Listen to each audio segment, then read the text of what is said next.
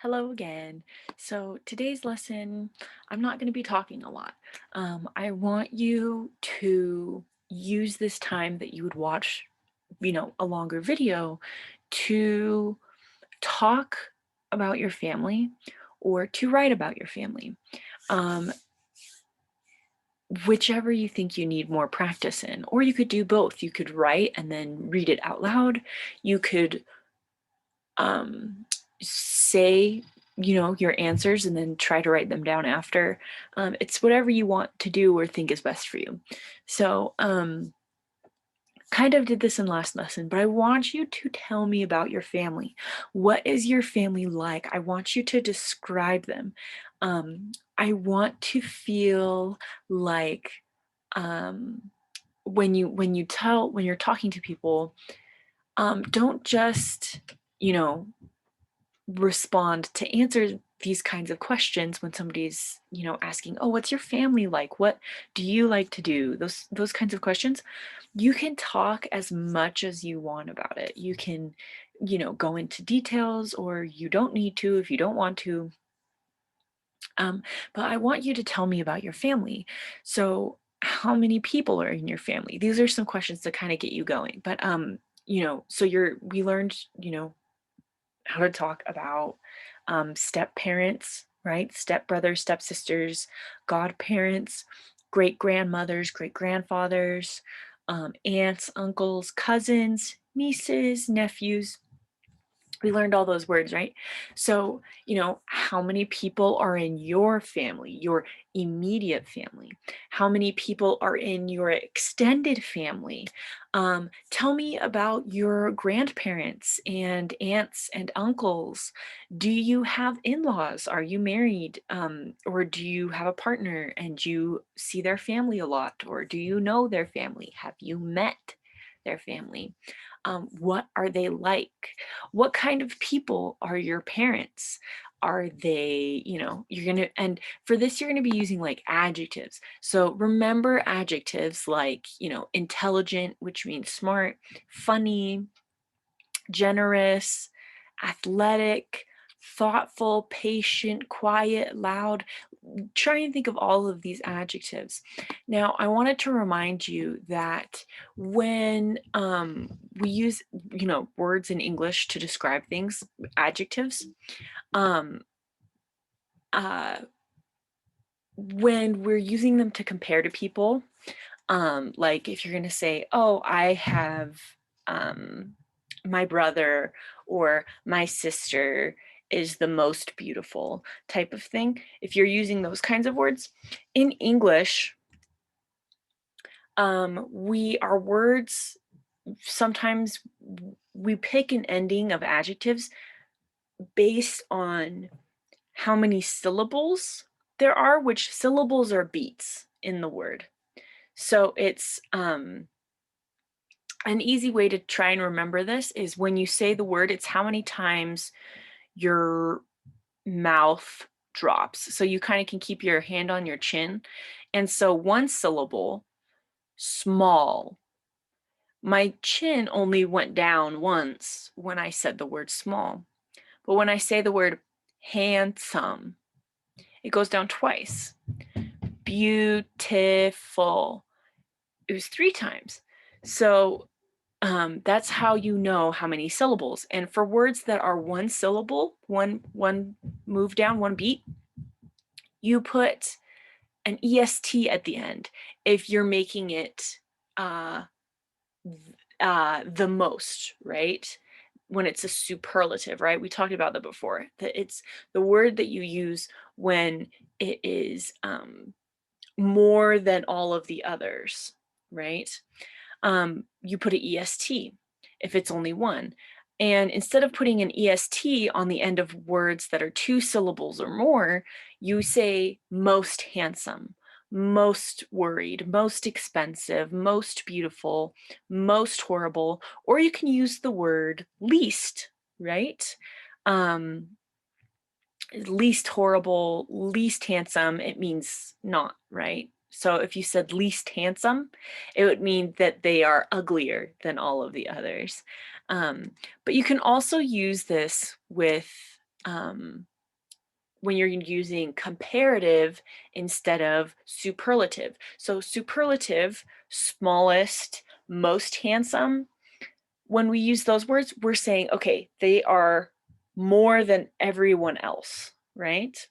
When we use words like smaller instead of smallest, what we're saying is, if I said my sister is smaller than me, the ER at the end is used to compare um, to just one other person, right? Or a few other people, right? Like just a family.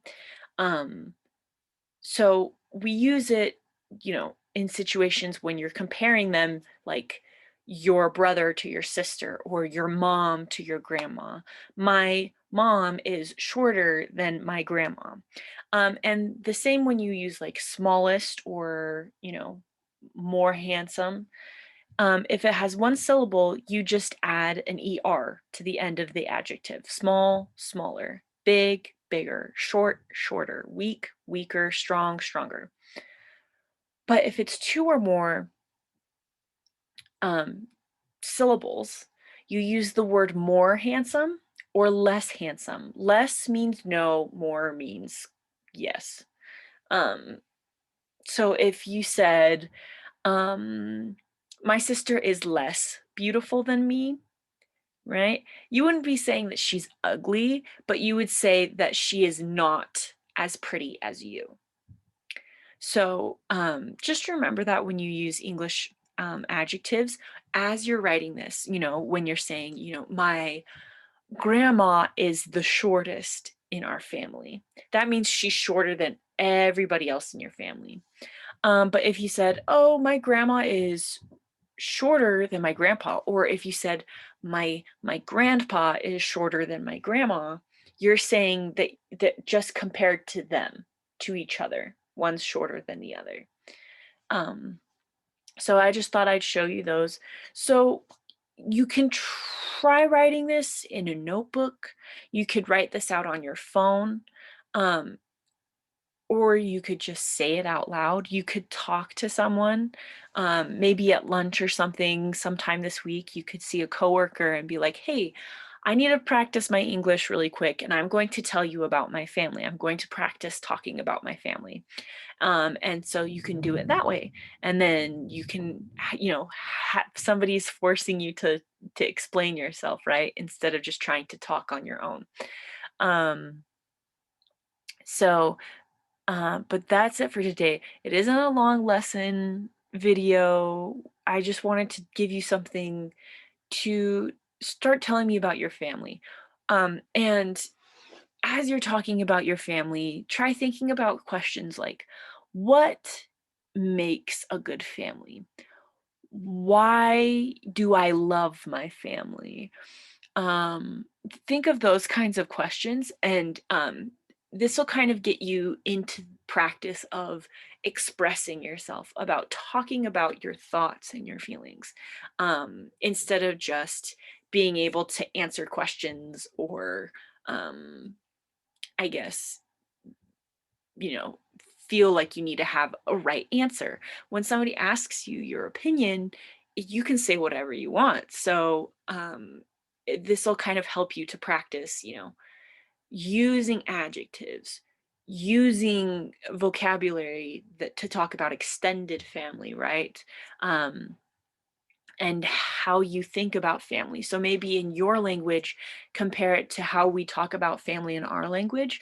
Do you have a word for, stepmom or stepdad?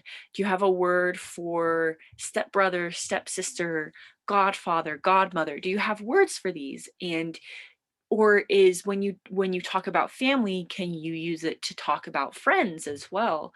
In English, when you call someone, oh, they are like a brother to me, or they are like a sister to me, you're saying that you're very close. So in a lot of English speaking countries, family is very, very important. People consider family to be the only people you can trust. Now, that isn't really true for everybody. Some people have really bad families that never took care of them or never were good to them. But in Western culture, I would say generally the reason we talk about family the way we do is because there's a lot of like Western traditions that say, okay, family is the most important thing. It doesn't matter who your friends are, it doesn't matter what your job is, as long as you have your family, you are okay. But maybe you don't agree with that. Maybe you think that the people that are your family are the people who are good to you and treat you nice, and it doesn't have to be related to you by blood, right? So anyways, just kind of start thinking about those. Maybe answer this question, like, what is family? What makes a good family? Do they have to be related to you to be family? So just kind of think about those questions and think about answering them. And I will see you in the next lesson.